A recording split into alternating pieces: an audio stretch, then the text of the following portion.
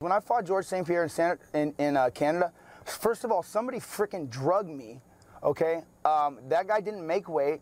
The commission come up to me and tells me that he's not going to make weight. And whether it was a pound or not a pound doesn't matter. In Las Vegas, or if the fight had been where it should have been, they would have not only drug tested us, but there's no pound allowance, so he would have had to make his full weight.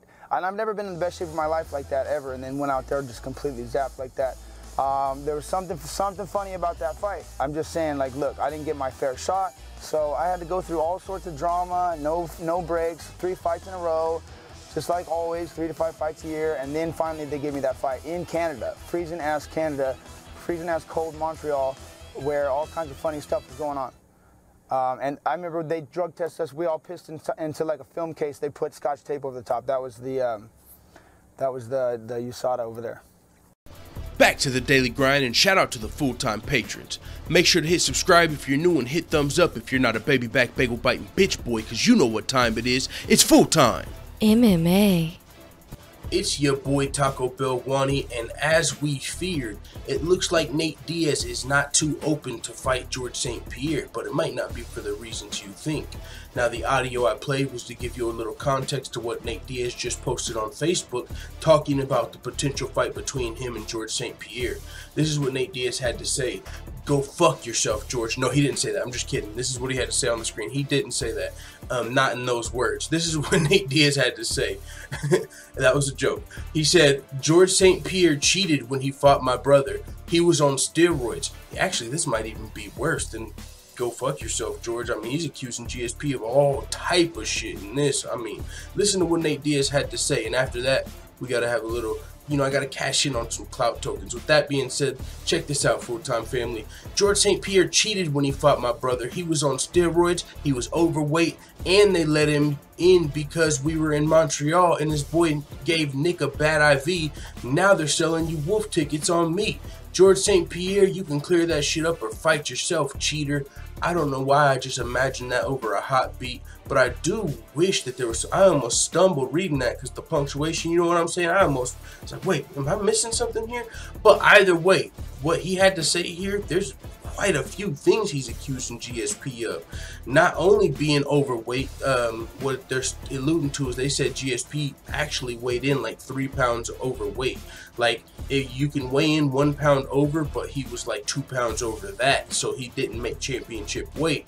But they're saying that since they were in Montreal, GSP's home, they allowed him to still fight and, didn't make a big deal out of it. Nick Diaz, he was pretty steadfast in saying this, like, man, and no one made news about it. GSP missed weight. The lady came up to me and told me he missed weight, and boom, boom. And then also on top of missing weight, according to Nate and Nick Diaz, they said that he was on steroids. They said there wasn't, they peed in the cup. That was their USADA over there. This was pre-USADA. So, you know what I'm saying? Nick Diaz is also accusing George St. Pierre being on steroids. Didn't Michael Bisping also accuse? Damn, there's a lot of people throwing shade on GSP being on steroids. That's crazy.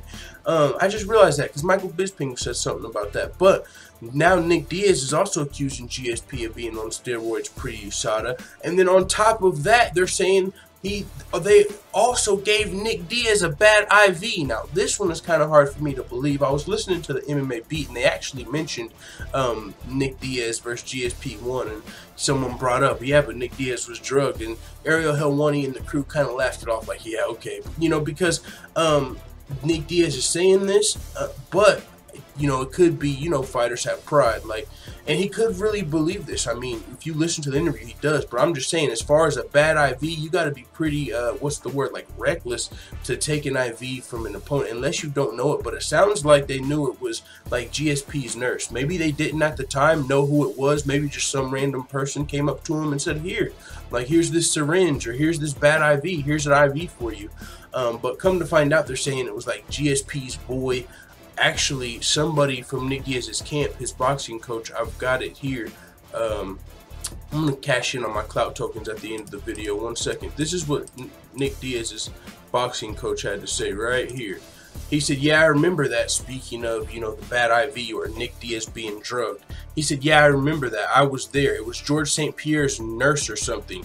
came down and he wanted to give Nick some kind of stuff. And I told Nick not to do it, but he gave it to him. So that's what he's talking about. I don't know where it was.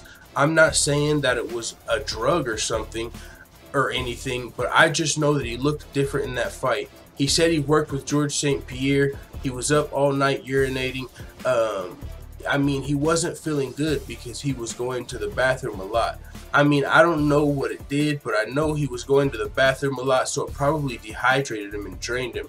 I don't know, but I just know I was sitting there and the guy wanted to give him something. I don't know what it was for. I told him no, but he said it wouldn't even hurt him. It was strange. See, now with that being said, that kind of alludes to what I was just speaking about. Like, you know, to take a substance, like that would be pretty crazy. Like, imagine who are two of the biggest rivals in MMA, Jon Jones and Daniel Cormier, right, of today. Like, imagine before the Daniel Cormier fight, Jon Jones, one of Jon Jones's nurses came up to DC like, hey, here, bro, take this IV. If IVs were still legal, right?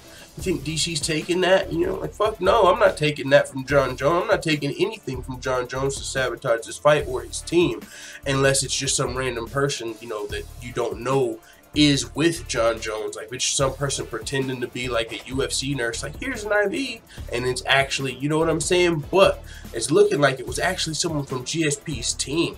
Now, that's 3 different reasons, according to Nick and Nate Diaz, why Nick Diaz lost that first fight.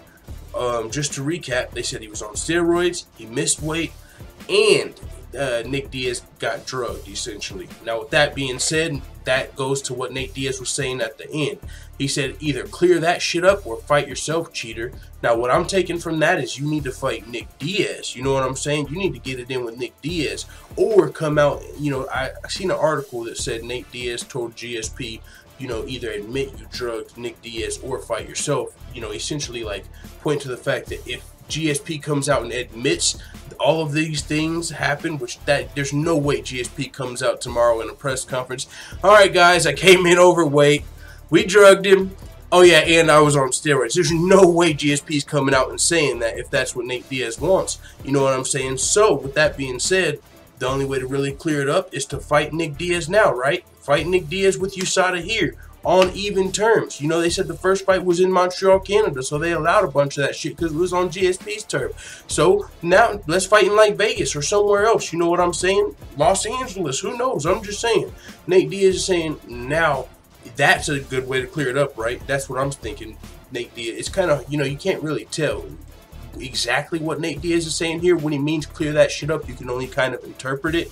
So whenever he says, now they're selling you wolf tickets on me, he also shared that video of Nick Diaz at a post-fight press conference, and he was talking about like the UFC selling all y'all wolf tickets, GSP selling you guys wolf tickets, and now they're and Nate Diaz is saying now they're selling you wolf tickets on me, and he told GSP you can fight yourself or clear that shit up. So it doesn't really sound like Nate Diaz is too open to fighting GSP, as far as we've kind of thought this, right? He said in the past, that's my brother's fight, that's Nick's fight, I'm not taking Nick's fight. And now it's looking like he's reiterating that, saying you can either fight yourself or clear that shit up with Nick. Now, with all that being said, you can click off the video, but I gotta cash in my clout tokens. Check me out. And I'm not trying to put my guys on blast. If you rock with the channel, I rock with you. This is nothing bad interpreted. I just want to cash in on my clout tokens because this shit is crazy to me, and I'll explain why if you guys are newer to the channel. I've only been doing this for about a year, and I don't want to just keep hitting them up. I just want to show you guys what I'm about to do with this. Is just show you guys some of the people that have followed me recently on Twitter, and I think this shit is super dope.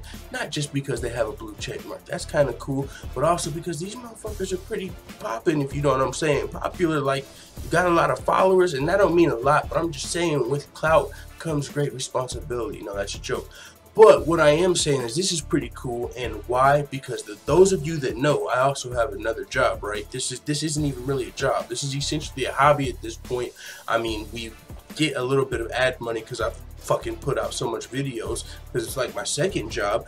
But so we're getting like what, $300 a month off of that, plus donations, maybe $400 on a good month. So not a lot of money, but still. I have another job that I had before this, and you know what I'm saying? I'm making like what, $12 an hour. I still have the job. It's, you know, not full time. Like, it is full time, but it's like an independent contractor, so there has to be work for me to work full time. But some weeks there are work. So I mean, that's another topic for another day. But what my job is I'm a motherfucking master of the custodial arts, right? I push mops, I push brooms, I motherfucking wax floors in the summer, and you know, I just do shit to keep like building maintenance and stuff like that. So to see these type of, just for one, you know, have the full-time family growing. I mean, you guys know I was ecstatic at, you know, we were the first 100 subscribers, day one hitters on deck. You know what I'm saying? I still got that list. You know, at 100 subscribers, we thought this shit was crazy. We fucking interviewed very first time Sean O'Malley out of nowhere before his last fight and all of that. Just randomly did a video, you know, on his Dana White's Tuesday Night Contender Series fight, and he actually reacted to it. Ended up responding to my comment and getting the interview. It didn't record, but it was still fucking crazy because me, a master of the custodial arts, just interviewed a UFC fighter. Then we went on to interview felony Charles Bennett and even Aljamain Sterling. And now, boom, boom, boom, cashing in some clout tokens. We got guys like fucking Dave Weasel, fucking comedian, 581,000 followers, fucking with your boy full time. My fucking dude Corey Machado, I think he might be a pro wrestler low-key, and I really fuck with this guy because a lot of these people that follow me also follow him. So this dude, 1.5 million followers, but this dude, I think, you know, he fucks with the channel as well. That's super dope. Also, fucking DJ Cam Bennett, after I fucking cashed in my last clout tokens and I told you guys, you know, yo, this nigga followed me fucking with 1.5 million followers, you know, and I was kind of clouded out. I think, and this is just an assumption, I think my guy heard the call because he followed me, and this shit is super dope because his Twitter profile says he's like tour manager for Lil Bibby. Some of y'all might not know who Lil Bibby is, but I fuck with Lil Bibby, you know what I'm saying? That shit's crazy. Nigga, 1.98 million followers too. Clout tokens for days. And then of course we got the Cardiff brothers who just followed me today. That's crazy. I checked them out. They got a dope ass, they both got dope ass songs on their Twitter. There's two of them, the Cardiff brothers. But they both got a dope ass song on their joint. So I'm just saying, this shit is crazy, yo. I'm clouting out. I only got like 6,000 subscribers, but I think that's super dope. So thanks to everybody, even if you're just someone that lurks and listens to the channel and never comments or just, you know what I'm saying? I fucking appreciate it. This shit is super cool to me. With that being said, it is what it is. I'm off of work. Let the full-time family know what you think in the comments. Tomorrow's fight day. There's so many fights. UFC 224. Of course, we got Bellator 199, and we got Vasily Lomachenko fighting boxing. Holy smokes. Let the full-time family know what you think in the comments. I'm out. And as always, thanks for watching this video. If you enjoyed this video, make sure you hit the subscribe button and also hit the notification bell right next to it so you're notified every time I upload a video. I'm out. This is #1 bullshit.